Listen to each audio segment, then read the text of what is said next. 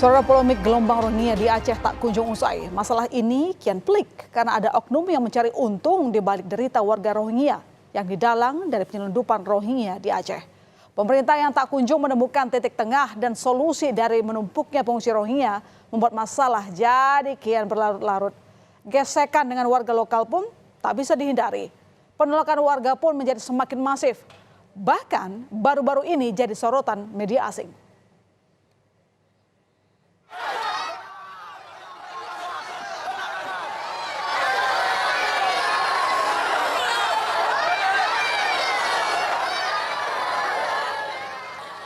Ratusan perempuan dan anak-anak dari warga Rohingya ini menangis ketakutan saat mahasiswa dari sejumlah universitas swasta di kota Banda Aceh menggeruduk basement gedung Balai Mausiraya Aceh pada Rabu siang dan mengusir paksa 135 pengungsi Rohingya di situ.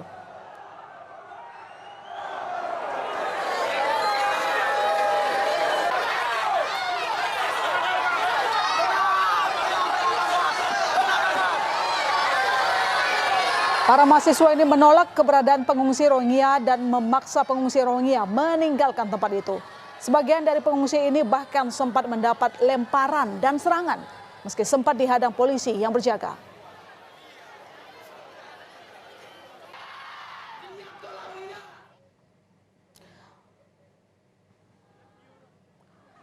Sebanyak 135 pengungsi muslim Rohingya ini akhirnya diangkut dengan menggunakan 2 truk dari gedung BMA ke kantor wilayah Kemenkumham Aceh.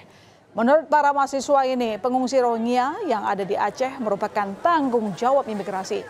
Namun selama ini, imigrasi malah bungkam terhadap pengungsi Rohingya yang terus berdatangan mendarat di Aceh.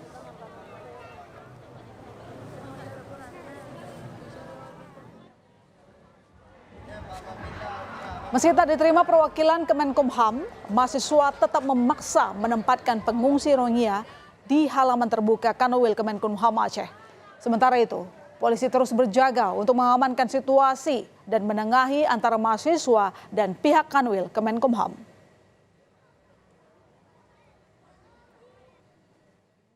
Rohingya di sini sampai dengan batas waktu yang ditentukan. Artinya ketika keluar pernyataan bahwasanya mereka bisa dipindahkan ataupun bisa dipindahkan keluar Aceh, baru itu selesai. Tapi sayangnya pihak Kemenkumham tidak mau menandatangani. Setelah sempat dipaksa bertahan selama beberapa jam di lokasi parkir kantor wilayah Kemenkumham Aceh sejak Rabu petang, akhirnya 135 pengungsi Rohingya kembali dipindahkan ke basement gedung tempat penampungan sementara, saudara. Akibat dari insiden memindahkan paksa yang dilakukan sekelompok mahasiswa, 1 bayi pengungsi mengalami demam tinggi, sementara sebagian pengungsi lainnya mengalami kelelahan. Sebelum penolakan oleh mahasiswa di Banda Aceh, aksi penolakan pada pengungsi Rohingya juga dilakukan oleh warga di Sabang pekan lalu. Mereka menuntut agar UNHCR segera memindahkan pengungsi Rohingya dari Sabang. Dan hingga saat ini, Aceh sudah didatangi 8 gelombang pengungsi Rohingya, di mana 3 kapal berlabuh di Kabupaten Pidi, 1 di Kabupaten Beron, 2 di Aceh Timur, serta 2 kapal kota Sabang dengan total manusia perahu mencapai 1.700 lebih. Polisi terus melakukan pengamanan di sejumlah lokasi pengungsi Rohingya di Aceh untuk mengantisipasi gejolak antara warga yang menolak para pengungsi.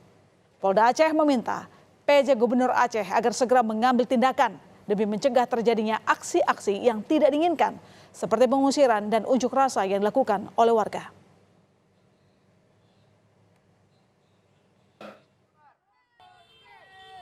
Di Aceh Timur dan sebagainya.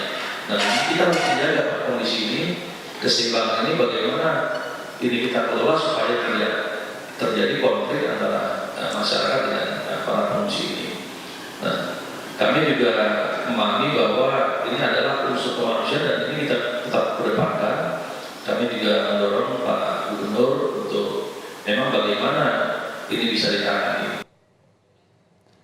Fenomena kedatangan etnis Rohingya ke Aceh ternyata bukan murni sebagai pengungsi, tetapi bagian dari aksi kejahatan penyelundupan manusia. Soal isu perdagangan manusia di balik masuknya Rohingya ini bahkan terlontar dari mulut Presiden Joko Widodo.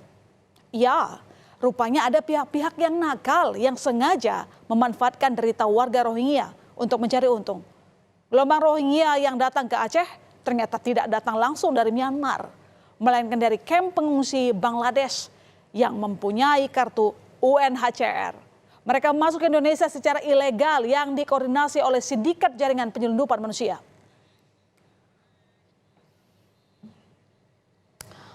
Kedatangan gelombang Rohingya ke pesisir Aceh ternyata tidak gratis. Para agen penyelundup manusia ini mematok tarif bervariasi dari 14 juta hingga 20 juta rupiah per orang. Uang ini untuk membayar ongkos kapal yang mereka tumpangi. Dan untuk memudahkan para agen ini melibatkan warga-warga lokal di Aceh. Perlu jadi catatan, Indonesia ternyata bukan jadi negara tujuan utama pengungsi Rohingya, tetapi jadi tempat transit karena para Rohingya tidak bisa mendarat di Malaysia dikarenakan penjagaan perbatasan yang ketat. Nantinya setelah sampai Indonesia, para warga Rohingya ini akan diselundupkan lagi ke negara lain.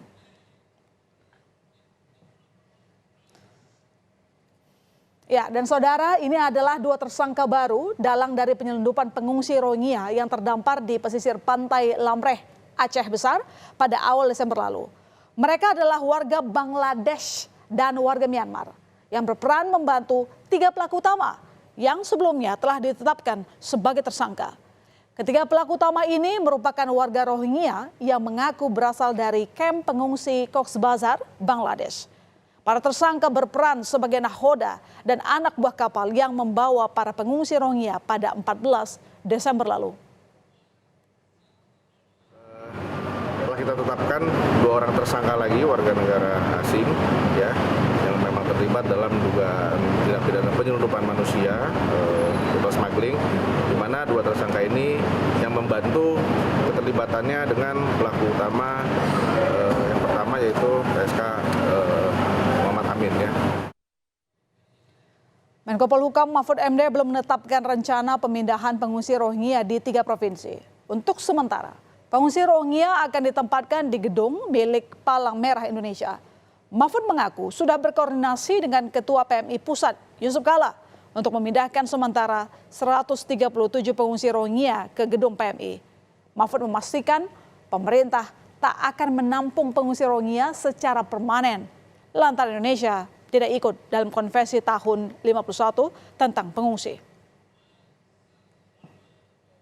Saya sudah berkoordinasi dengan pemerintah lokal melalui deputi saya Pak Irjen Polisi Rudolf agar ditempatkan di tempat yang aman. Yang sudah ditemukan adalah tempat yang aman yaitu di gedung PMI.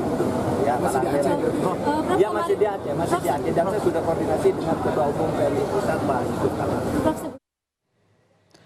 Mengurai benang kusut dari persoalan Rohingya ini bukan perkara mudah.